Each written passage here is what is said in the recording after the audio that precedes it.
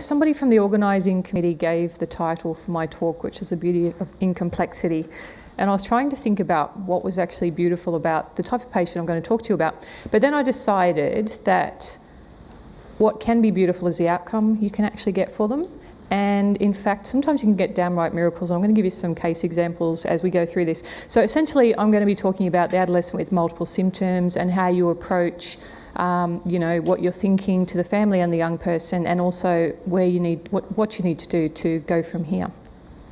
So I am going to touch a little bit on the type of patient, what they come in with. I'm going to try and spend a bit more time on the language I've found helpful in terms of speaking to these young people and their families, and also the management, and obviously a big part of that is also the language you use as well. So this is not my term, okay? So in the literature, you'll find these people referred to as the heart sink patient, okay? And I want you to be honest. I want you to tell me if you have never, so not ever, but never looked at your clinic list or the patients who are admitted to your ward and gone, oh my God, not that difficult family or that nightmare patient. No hands? So you know what I mean, we're human, all right? So you'll also see people calling them, the blame, shame and hopelessness cases. But what you need to remember is that this goes both ways. So whatever we're feeling, they can feel as well. So the lack of the diagnosis that we often, we can't necessarily come up with a term for what is going on with them. It kind of means that they're not legitimate sick patients with a real illness. They also feel judged, blamed, and labelled. So, they're the difficult or dysfunctional family or patient. You also have to be really aware of how they make you feel, okay? So, for want of a better word, professional helplessness, okay? We all go to uni to, do the test, get the diagnosis, do the treatment, done, yeah? You also always have in the back of your mind doubt, okay? So, are you actually missing something? So that, for when I see these patients, even if they come with a folder, and they literally do, a folder this thick full of tests that have already been done, I'm always thinking, am I missing something? They also, you do feel frustrated, okay? They're time consuming, especially as a GP, they keep coming back, and next time they come back there's a different symptom, okay? Sometimes you feel that this young person has chosen to have the symptoms and all the, the functional impairment that goes with it. And also sometimes you can think, well, all they need to do is go to a psychologist and they just won't do that, and that's what would fix them. So this is the term I prefer. So I call it medically unexplained symptoms, okay? And essentially that's the medical definition. So distressing symptoms that we can't explain, and we can do all the investigations and we still can't account for them. But remember, it's a descriptive term. It doesn't imply a cause. Personally, as a doctor, I like it because it means I can write a letter back to the GP and say, thank you for referring, Sophie, the 14-year-old who has medically unexplained symptoms. So it's helpful for me. It's not necessarily helpful for the patient or the family all the time. So some patients and families will feel reassured that there's no terrible illness, but some will be so convinced that because they have such significant symptoms, I've missed something, and they're just going to keep, going to the next doctor and the next doctor and the next doctor. And that's a cycle you need to try and break. It can coexist with physical or organic disease, for want of a better word. So just bear that in mind, that I'm going to do little cases as I go through. I think it makes it a bit more interesting. So we know that children with epilepsy, up to 30% of those will have, we used to call it pseudo-seizures. We're not allowed to call it that anymore because it's politically incorrect. So do you know what we call it now? Which I think is hilarious. We call it paroxysmal non-epileptic seizures, or penis, yeah? So we know that 30% of children with epilepsy also have penis. And I still remember seeing a 15-year-old boy who was referred accidentally, everything's accidental in my life, to my clinic, because the neurologist actually told his registrar to send them to psychiatry, and the registrar had somehow gone the other route to the adolescent clinic. So he was coming in once or twice a week via ambulance from school with his, I'm going to say pseudo-seizures, sorry, but, and what came out in that consult when we saw Mum alone, she was a very good mother, and she'd noticed that he'd been on the internet looking at porn. And they were from a Middle Eastern Muslim background, and just the guilt that this boy had from looking at these pictures was enough to give him these episodes at school. And it was always in we used to call it personal development, I don't know what they call it now, but it was always in that class. So once we actually recognised that and addressed it, he hasn't been back in an ambulance to hospital since. The other thing is that it's usually the poor GPs who are the first port of call for these families, and they feel really pressured to keep doing more tests, to keep, arranging more procedures, to keep making more referrals. And I think it's really hard.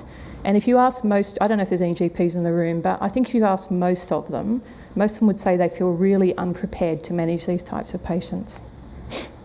And the other thing is that if you look at the presentations to general practice, up to 10 to 30% of children will present with somatic complaints for which no cause can be found. So it's really common. So the symptoms they come in with, a whole range of stuff. The other thing is that the symptoms will, be there for a long time, but they also get symptom substitution. And what I mean by that is they may have the headache for 3 months, but then they start getting fatigue. So for the next 3 months they have fatigue. They often have a whole range of symptoms also all at once. They might have 3 or 4 things they actually come to your clinic with. If you have these medically unexplained symptoms in childhood and they're not well managed, we know that you can have poor health as an adult. We also know that 10 to 30% of adolescents with medically unexplained symptoms will have anxiety or depression. There's a bit of a debate about, chicken or egg, which comes first, but it actually looks like the medically unexplained symptoms come first, and that's followed by the anxiety and the depression. What you also need to remember is that even if you can't find a cause for these symptoms, they're really real to the child. They actually do have the symptom, okay? And you've also got to remember that they cause significant functional impairment. So in the adolescents, that's going to be mostly related to school absence, but also loss of socialisation opportunities. So we know there are some factors that are initiators and perpetuators, for want of a better word. There's some genetic concordance. I guess you could argue, is that nature or nurture, but certainly amongst identical twins, if one has it, the other is more likely to have it than the general population. If there are family members, particularly in the immediate household, who have depression and anxiety, the adolescents are more likely to have these medically unexplained symptoms. If there is a family member who has a particular illness, the adolescent can have surprisingly similar physical symptoms to that relative as well. We know that some things can almost be a trigger. The glandular fever gets blamed for almost everything, but often they do have a viral infection. Then they go on and have symptoms which just don't resolve when you expect that they should.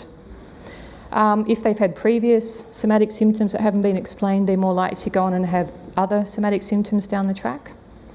And the risk time does seem to be adolescence. So there's all these things they're dealing with. And then on top of that, there's some extra expectations, particularly around school, etc., etc.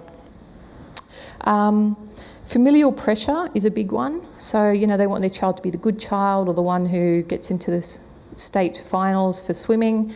And developing the symptoms but also maintaining them can sometimes get the child out of what they consider an intolerable situation. They don't feel they can go and tell mum and dad they don't want to do the swimming anymore. Parental overprotection. So we've heard about how kids these days are not very resilient, and these overprotective families, I guess, you can understand why sometimes what happens in these families is that somatic symptoms are often more valued than emotional distress. So the child gets more attention, they get secondary reinforcement of their symptoms because they don't have to do their chores or they don't have to go to school that day, etc., etc. But they also aren't allowed to learn their own coping skills. There are a small subset of kids where it is just about secondary gain. So they have a symptom, they don't go to school, and they get to spend all day gaming. The internalisers are more at risk in terms of how they cope.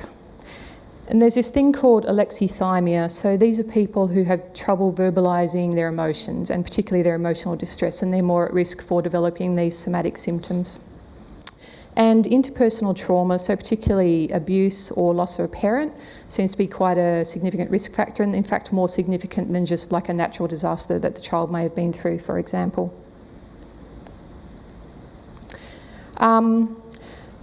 Look, there's a lot of evidence kind of coming out in the literature now about why stress does all of this. So we know, look, physiology was never my strong point. I'm not going to go into this too much, but we know that stress can cause release of particular substances, particularly cytokines that might contribute to inflammation, and kind of explain some of the symptoms that these kids might be having. And sometimes people don't like just calling it medically unexplained symptoms, so they try and fit it into some of these things that fall under the so-called MUS umbrella. I try not to use these terms, people will. And there's other ones as well, you know, like the chronic pelvic pain and tension headaches and all those kind of things. So apologies for the next two slides, but what I want to emphasise is that the DSM-5 has changed. They used to have a big thing on somatisation disorders, and they've completely revised that because although I like medically unexplained symptoms, some people really want a specific diagnosis, and they were struggling to fit them into one of these somatisation disorders, and there was quite a lot of overlap. So they've now taken out, for example, hypochondriasis out of the DSM, and they've taken out all of these kind of waffly, undifferentiated disorders.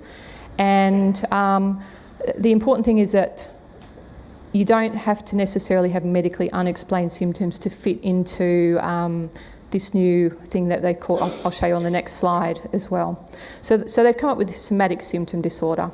I'm not going to dwell again on the criteria, but sometimes if you need a specific diagnosis, you know, for example, for a disability pension or something like that, then you can see if they do fit this. And there's a few other categories as well in the DSM-5. For most of the kids I see, they obviously fit with A, but they don't necessarily fit with B. So sometimes what I find is that the adolescent doesn't seem to be too worried about these symptoms that have been there for 6 months, sometimes 12 months. I've even had someone come in who's had symptoms for 18 months and hasn't been at school for that whole period. And it's more the parent who seems to have the anxiety about it, okay? So the adolescents are a little bit trickier compared to the adults that they try and fit into this disorder. So, moving on to the important thing, what do you do with them?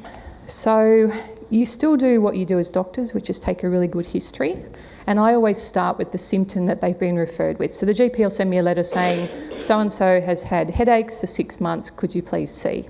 So I will go through everything around the headache, okay, just like I would if I was seeing a child with abdominal pain in emergency. I'll also look at the investigations that have been done. If the parent presents me that 5 centimetre thick folder, I feel obliged to flick through it, and I also feel obliged to pull out a few things that I'm going to copy for my file. Past medical history is important. Probably the most important thing is the HEADS. So I'm presuming all of you guys know what the HEADS assessment is. I don't have a lot of time in this talk to dwell on how you do that. But I've developed my own little ways of asking questions. Aidan will be really pleased that my question about sexuality is, do you have a boyfriend or girlfriend? That's my first question. I don't say, do you have a boyfriend if it's a girl, or do you have a girlfriend if it's a boy? And you do get a few kids who raise their eyebrows at you and say, what are you talking about, doc? But most of the time they don't bat an eye and they just answer the question. So the psychosocial history is really, really important. So is the family history. I find the parents often aren't as giving in terms of information as the child.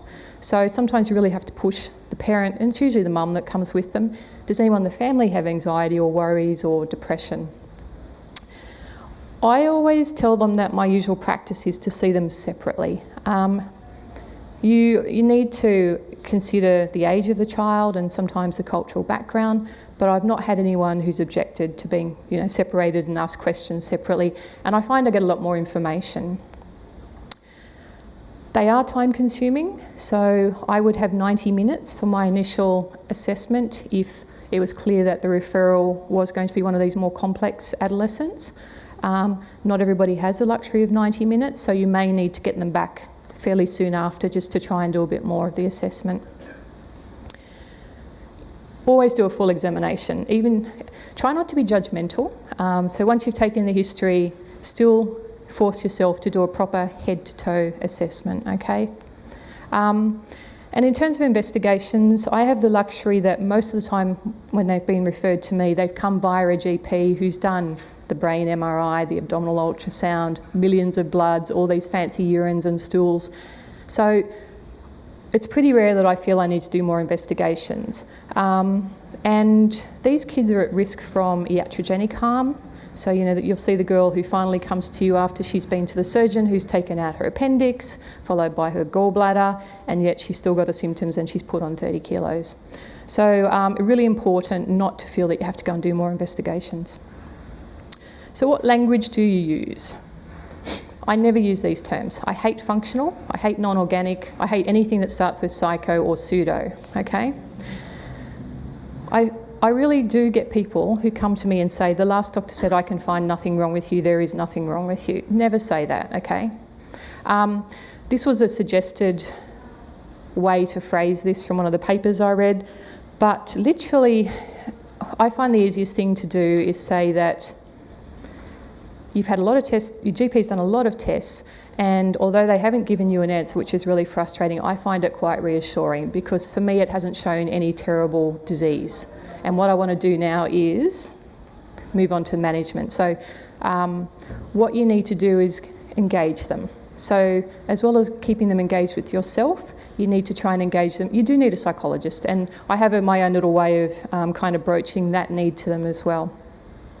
You must acknowledge that the symptoms are real. So even though you cannot find a cause from them, you know that they feel the tummy pain, that they feel the headache, and that it's, you know, caused a lot of disruption to their normal life.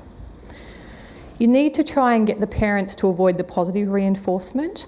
So instead of getting extra attention from parents, if they wake up on Saturday with their tummy pain, you know, the parents can say, oh, I'm sorry you've got the tummy pain, and, you know, the rest of us, it might sound a bit mean, but the rest of us are going to go to the park today, and, you know, next time, hopefully you won't have your tummy pain and you'll be able to come too. But you say it a bit nicer than that, but you know what I mean. So always, always, always, like I said, limit further investigations and iatrogenic harm. And to be honest, if you say to them, oh, I don't think you need to do any more tests, and then kind of come back at the end and say, oh, maybe we should do this, they actually lose faith in you, so try not to do that. And the other thing you need to emphasise is that instead of looking for a diagnosis, let's just work on getting you back into your normal life. So it becomes a rehabilitation approach. You must reassure them. So reassure them that they can recover, but also that you are going to keep reviewing them, because if they come to you, you can't find a diagnosis, they feel like they're going to be abandoned, okay? You're not going to see them again because you've got no diagnosis.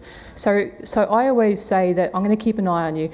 That's for my benefit as well. So if there is the occasional child where something weird and wonderful is happening, by seeing them regularly, continuing to review their symptoms and their physical examination, hopefully you'll pick that up. I should always practice what I preach. Oh, 2 minutes. I should practice what I preach as well. I saw a girl, I had a really bad time 4 weeks ago. I got 3 adolescents. 1 did really well, 2 kind of did okay. The 3rd has been a complete nightmare, and I'm sure I've just had 2 phone calls about her while I've been waiting to do my talk. So she's still in hospital. So 4 weeks ago, I was referred a child from a GP, an urgent referral for this girl who'd been coughing, had this terrible, terrible cough for 2 weeks. And he'd done a whole bunch of investigations, chest x-rays, pertussis, serology, full blood count, ESA, everything. And he was convinced she still had pertussis. He'd given her doxy, he'd given her oral steroids, inhaled steroids, Ventolin, nothing had worked, antihistamines. So she came to my secretary, or the mother came with the referral, gave my secretary the story, and they felt really sorry for her, and they came and found me and said, Jo, you've got to see this girl. And I looked at it and I thought, oh, okay. And actually saw her as a kind of an extra patient outside of a clinic day. Don't be judgmental, we're not perfect. So I went around to see her and I could hear this cough. And before I even saw her, my heart sank, and I shouldn't say this. But so this cough was on and on. I went, oh no. So I saw her and her mum, and you know, I got it had actually started with a proper urti, but the urti had resolved and she still had this terrible cough that was going all day, hadn't been to school for 2 weeks. but wasn't coughing at night. And I said to Mum, how do you know that? And she said, oh, because I sleep with her now. And I went, okay. So she quite clearly had habit cough. I call it habit cough, not psychogenic or cough tic. So I went through with them what I thought it was, and how it starts with this cycle, and we just need to break the cycle and how you do it by practicing repressing it. And I said, do you understand all of that? Do you have any questions? And they're like, yeah, doctor. And I didn't make an appointment to see her again. I said to the mum, I'll call you next week and see how she's going. And of course, when I called her, they'd gone back to the GP the next day and said, Dr. Morris said it's habit cough. And the GP had gone, oh, that is not true, there's something wrong here. And he'd referred her to an ENT doctor who'd done a nasendoscopy, he'd done another chest x-ray, he'd repeated all the bloods, he'd referred her to a respiratory physician at the Sydney Children's Hospital. And I just went, but the respiratory physician, he actually called it psychogenic cough and said that she needed to see a psychologist, which was sort of a little bit different to the way I'd broached it to them. But I guess it taught me a lesson that I should practice what I preach. So I should have actually arranged to follow her up the next week rather than saying I'd give her a call. I don't know if it would have changed anything. Hopefully now they will just work on what they need to do. I'm so out of time. So I always talk to them about a three-pronged approach. So there's the physical therapy, and by that I mean just doing some more activity. So a little bit of walking each day and then just kind of increasing it. The medical therapy, try and keep that really simple. Megadose vitamin B works wonders sometimes in adolescent girls with terrible headaches. And I also talk about the psychological. So you can call it talking therapy if you don't want to say psychological, and I tell them why. So, when I mention psychological, they'll say, I'm not crazy, doc. And I'll say, that's not what I'm saying. What I'm saying is that you've got these symptoms which have, stopped you going to school for 6 months, you're not seeing your friends. That causes a lot of stress. So this person, I'm hoping, can help you manage that. You're also going to have really good days, and you're going to have days that are terrible. This person can help keep you motivated. And I also tell them that, there's many ways to manage symptoms. And my fallback example is, women who go through labour just by using breathing or distraction rather than opioids. So you broach the psychological in lots of different ways. Really important to give them an out, or permission to get better. So I'm just going to tell you one more story because I can see I'm already out of time. But one of those patients I got 4 weeks ago was a girl I got wrong about in the evening. She was 14 too. This is what I mean about early adolescence being the risk time. And she had woken up from a nap that afternoon and couldn't feel her legs and couldn't move them. So I got a phone call from my registrar and ED saying, oh, do we need to MRI her spine? And I said, not yet. So I saw her the next morning, and she still couldn't feel her legs or move her feet, although when I did the Babinski, she obviously felt that because her toes went up. But then I got a chance to talk to her and Mum alone, and there are a lot of things going on with this kid. I'm not going to dwell on those, but when you're talking to them, you need to seize on whatever they say to you. So I had said to her, I don't know why you woke up and couldn't feel your legs, but you know what that means? It means you might wake up tomorrow and everything will be back to where it was before. And she said, and the next day happened to be Thursday. And she said, normally on a Thursday I go, late night shopping with my friends. And I said, even better, if you wake up tomorrow and your legs are working, you'll be able to leave the ward and go late night shopping. And I said to the nurses, who was looking after her, I'm going to come in tomorrow and she's going to be on her feet. And they went, no. Came in the next day and they're like, oh my God, Dr. Morris, she's walking. So this is what I mean, you can get these miraculous recoveries, but still I gave her an out. And I didn't tell her there was nothing wrong with her, but I gave her a reason to get better and said it was okay to get better. Sorry. How much time we got left? Like 0? Yeah. The other thing is that often these families try a lot of different stuff. So they see the hypnotherapy. I don't actually mind hypnosis. I think there's more and more evidence for it. And if you can actually find a good hypnotherapist, then I don't mind them giving that a go. But, they go to naturopaths and they spend $1,000 seeing the naturopath, whereas they would object to paying $10 for me. But I don't stop them doing that, okay? They have this need to help their child, and I say do whatever you need to as long as it, isn't going to break your bank and not cause harm. So, but the other thing is you need to be able to deal with internet searches that they do as well. So in summary, these symptoms are a challenge. Most of us have never done this in our training, and I can guarantee that once you get on the other side, you're going to be seeing these patients in clinic. How well you communicate with them has a massive impact on how well they engage with your treatment plan and how you break that cycle of them continuing to just find the doctor that's going to give them a label. And the treatment is basically a rehabilitative approach. Okay, so work on, rather than diagnosis, just return of function.